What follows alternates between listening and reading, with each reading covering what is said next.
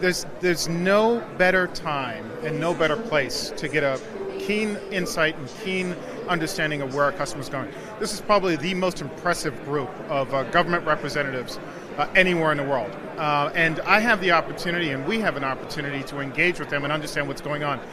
A couple of things that have been kind of common themes. Missile defense, big time demand with respect to the ability to protect their sovereignty, not only against today's threats, but emerging hypersonic threats. So looking at for ability to provide solutions that answer all kinds of threats, whether it's air breathing to space-based threats. They're also very concerned about cyber. Lots of discussion. I was on a panel yesterday with a number of government representatives talking about the collective challenge we have, whether you're in private sector or in government sector. We are ceding in a sense, they were saying that we're ceding the marketplace to the attackers.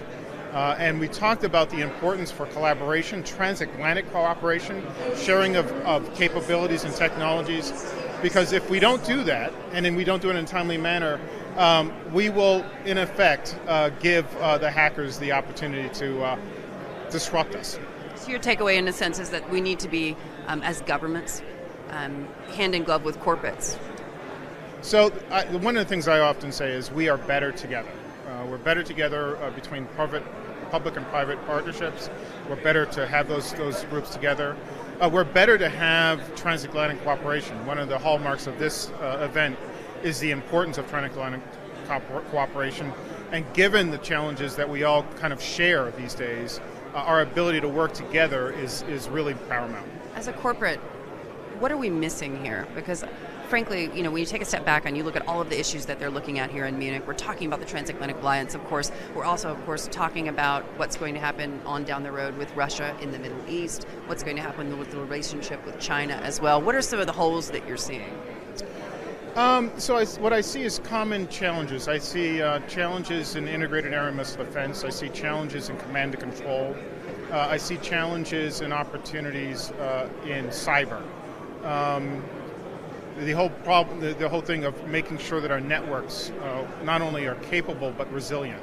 I see challenges in that, and from those challenges we see opportunities. These are things that play in our sweet spot, and in fact, given the fact in the United States they published the National Defense Strategy, talked about the importance of those capabilities, as well as the importance of cooperation with allies. That was again re-emphasized with the Missile Defense Review. We see opportunities out of that. We see opportunities for growth, and most importantly in those areas that we've invested core capabilities and technologies, and we see significant opportunities for us as a company. Walk me through some of the areas in that, not just in terms of the U.S. as a major buyer of Raytheon technologies, but also in terms of the Middle East. Where else do you see as growth markets for your company? Our opportunities span worldwide. We do business in some 80 countries around the world. So whether it's here in Europe, significant opportunities, not only for capabilities, but building stronger relationships with other companies. Here in Europe, for example, Hensoldt, Rheinmetall. The opportunity to do the very same thing in the Middle East, where we're building a new capabilities with respect to new landed companies there, again, with a view of being a meaningful part of their economy going forward and building capacity there, as well as in the Far East, where there are similar demands and challenges with respect to our core competencies. And again, we see opportunities for growth. We've often spoken about this in terms of whether it be the conflicts that are taking place right now in Yemen and in Syria. Doing business in the Middle East can have a lot of minefields, one of which, of course, is the political situation with the United States. We've just seen a move by U.S. senators to push back on Saudi Arabia over the death of Jamal Khashoggi as well. There are a lot of questions continuing to be raised in Congress specifically about whether or not the United States can continue to provide arms sales to Saudi Arabia, given what is happening in Yemen today. As a corporate, where do you stand? Where we are today is where we've always been. We are an element of U.S. policy. So our role is not to make policy, our role is to comply with it.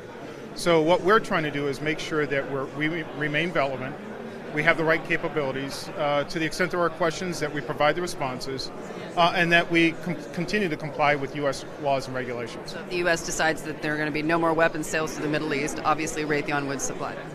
Our job is to always to stay within the law, and that is our intention.